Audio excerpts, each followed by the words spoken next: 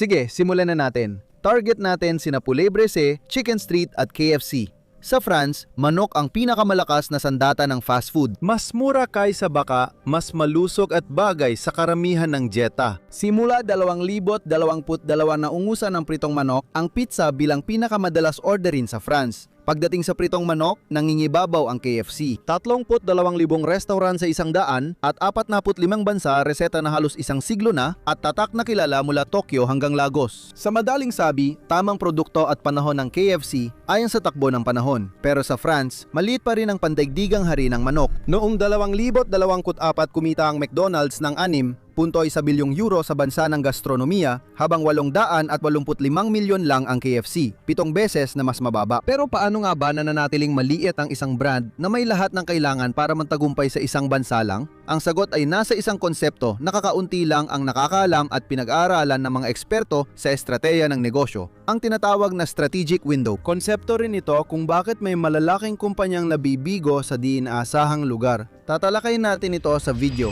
Kumusta Team Mindset? Sana'y okay kayo. Ngayon, tatalakayin natin ang kasaysayan ng nangungunang brand ng manok sa mundo na may kakayahang magtagumpay ngunit 30 taon nang nahaharang ng di nakikitang pader. Kwento ito ng tiempo, estratehiya at pagkakamaling madalas gawin ng negosyante ng di namamalayan. Paalala, pwede ninyong pakinggan ang episode na ito bilang podcast sa lahat ng platforma. Nasa description ng link o gamitin ang QR code.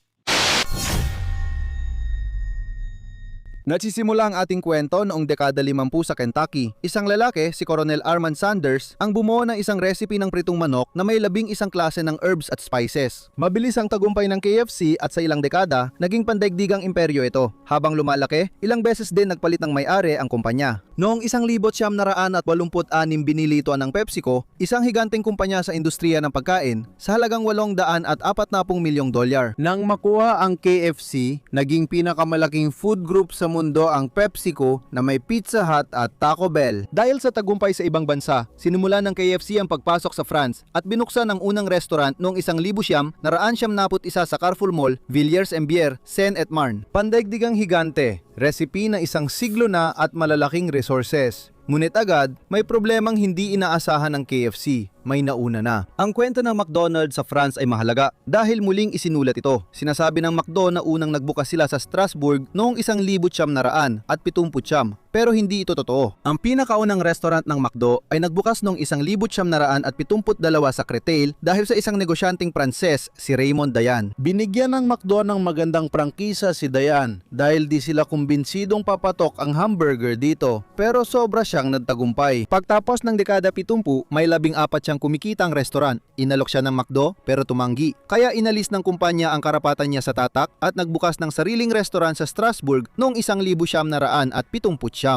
Diyan talaga nagsimula ang pananakop ng McDo sa France. Pwede pa nga itong gawing video dahil kakaiba, isang negosyanteng Pranses ang naglakas loob labanan ang McDonald's. Sabihin nyo rin sa komento kung interesado kayo. Ngayon, balik tayo sa KFC at sa konseptong strategic window na nabanggit kanina. Formal itong inilahat bilang teorya noong 1978 ng Amerikanong mananaliksik na si Derek Abel. Napakabisa ang prinsipyong ito. Sa merkado, may limitadong panahon, isang bintana para maagaw ang pwesto. Pero ang bintanang ito ay madalas din nagsasara. Sa Pransya, nagbukas ito para sa fast food noong huling 70 at agad pumasok ang McDonald's. Sa loob ng 10 taon, kukunin nila ang prime spot sa bansa gaya ng matataong kanto, commercial area at highway exit gamit pang matagalang kontrata. At higit sa lahat, tuturuan nila ang buong bansa kung ano ang fast food. Nang dumating ang KFC noong 1971, mahigit 300 na ang mga restaurant ng McDo at lalo pang mahihirapan ng KFC sa kanilang sitwasyon. Una, iniwan siya ng may-ari niya. Noong dekada 90, huminto ang PepsiCo sa pagpapalawak sa France na may 7 lang na restaurant at ibinenta ang buong sangay ng kainan noong 1977. Sinakripisyo ang pagpapalawak ng KFC sa France dahil sa restructuring at nagkaproblema rin sa produkto. Noong dekada 90, kapag fast food ang iniisip ng mga Pranses, una una nilang naiisip ay burger at fries. Ang pritong manok na may sauce ay nananatiling kakaunti lang ang tumatangkilik kumpara sa burger na siyang nangingibabaw. At saka, nakuha na ang mga pinakamagagandang pwesto. Kaya naman, ang KFC ay nagtatayo sa mga pangalawang lokasyon, hindi ganong kita at kaya hindi rin ganong dinadayo. Ang resulta ay malinaw. Sa simula ng taong 2000, ang KFC ay isang higante sa buong mundo. Pero sa France, isa lang itong maliit na kumpanya. 10 restaurant lang at hindi kilalang tatak. Akala ng marami noon, tapos na ang KFC sa bansa. Nagkakamali sila dahil nakakahanap ang KFC ng butas na di napansin ni McDo na abala sa paghahari.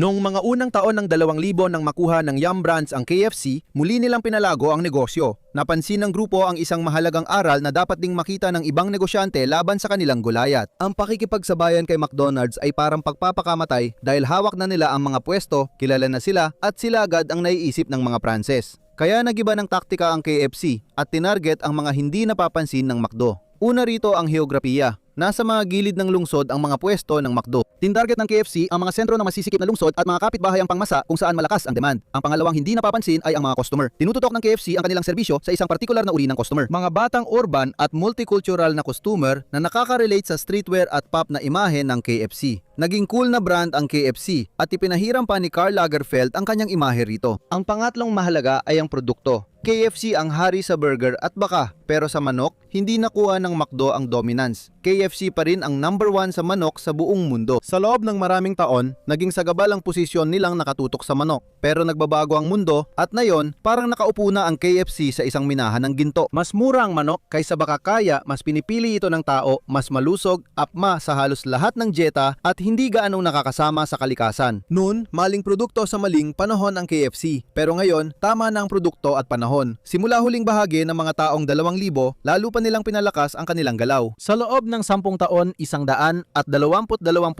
ang itinaas ng bilang ng restaurant nila. Naalala ko nung binuksan ang unang KFC sa Leon Bron noong 2007, parang paglulunsad ng bagong iPhone, ilang oras ang pila para makakain ng manok. Sa parehong panahon, 22% lang ang itinaas ng McDo, habang halos 6 na restaurant ang dagdag ng KFC kada isa ng McDo. Noong Enero 2026, 20% na ang bahagi ng KFC. 24 sa kanilang restaurant ay certified halal sa mga lugar na mataas ang demand, bago inanunsyo ang posibleng unti-unting pagpapalawak hanggang isang kapat ng network. Habang nanatiling maingat at pangkalahatan ang McDo, ang KFC naman ay may tiyak na alok para makuha ang mga customer na hindi direktang tinatarget ng kanilang kalaban. Estratehiyang matagumpay na sinubukan ng Quick, gaya na nakita sa ibang video sa channel. Magiging marketing machine din ang KFC. Noong 2024 nakipag-collaborate ang KFC at Mr. V para sa Burgers de la Mama na nagbenta ng 1.2 milyong burgers sa 4 na linggo. Na-download ang app ng 4 May beses at 2 May customer ang sumali sa loyalty program. Pinapapabilis ng KFC ang paggamit ng lokal na produkto, halos kalahati ng kanilang manok ay galing Pransya. Dito na nagsimulang pumabor sa kanila ang takbo ng mga pangyayari. Noong 2022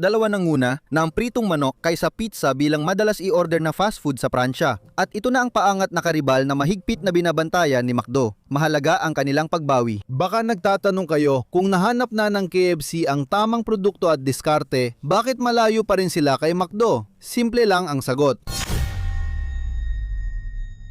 Kahit na may 100 at 22% na paglago naging hari na ang manok, may isang numero pa rin na masakit. Sa 2024 si McDo ay may 6.1 bilyong euro sa Pransya. Si KFC, 885 milyon lang. Ang hari ng manok ay 7 beses na mas maliit kaysa sa hari ng burger. Paano nangyari yon kahit sa effort? Dalawang konsepto ang dahilan. Una, napag-usapan na. Ito ang strategic window. Si McDo ay may dalawang kalamangan na di na kayang abutan ni KFC. Una, ang network nito. May 1,660 na McDo kumpara sa 400 KFC. Halos bawat Pranses ay may McDo na wala pang 20 minuto ang layo. Ang network na ito ay dekadang binuo at imposibleng habulin. Pangalawa, ito ang reflex. Para sa milyon-milyong Pranses, ang McDo ay kabataan, kaarawan at unang Happy Meal. Ang emotional na reflex na ito ay nakatanim mula pagkabata at hindi kayang alisin ng kampanya. Dito pumapasok ang ikalawang konsepto na nagpapaliwanag kung bakit matibay ang dalawang benepisyong ito. Path dependence ang tawag dito ng mga ekonomista. Kaakit-akit ang ideyang ito. Kapag ang isang kolektibong pag-uugali ay naitatag, kalaunan ay nagiging permanente ito at lalo pang pinapalakas ang sarili kahit na may mas magagandang opsyon. kompetisyon. Ang pinakamagandang halimbawa nito ay ang keyboard ng inyong computer. Ang AZERTY layout ay nilikha mahigit isang siglo nang nakalipas para pabagalin ang pagtatype sa makinilyang mekanikal at iwasan ang pagkakasabit ng mga type bar. Ngunit matagal nang wala ang ganitong hadlang.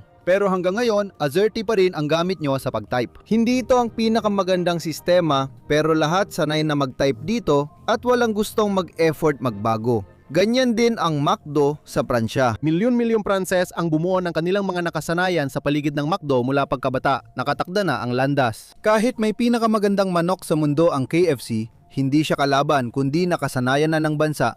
Dito makikita ang aral sa negosyo ng kwento. Lahat ay meron ang KFC. Ang produkto ay kasabay ng uso, may kasikatan at may mga paraan. Pero kulang siya sa nag-iisang bagay na hindi na maibabalik, ang tamang timing. Kapag napansin mo na may bagong merkado na umuusbong, ang pinakamatindi mong kalaban ay hindi ang kompetisyon, kundi ang paghihintay-hintay. Mas matatalo ang magandang produktong huli Na inilunsad sa karaniwang produkto na nauna sa tamang oras. Huwag unahin ang pagiging pinakamahusay, unahin ang tamang timing. Dahil kahit anong subok ni KFC sa kanyang manok, si Burger King, kahit na may halos kaparehong produkto o mas mataas pa ang kalidad kaysa kay McDonald's, may malalaking resources at magandang imahe, ay nakatakdang manatili sa anino nito dahil sa isang nakakagulat na dahilan, gaya ng makikita sa video na ipinapakita.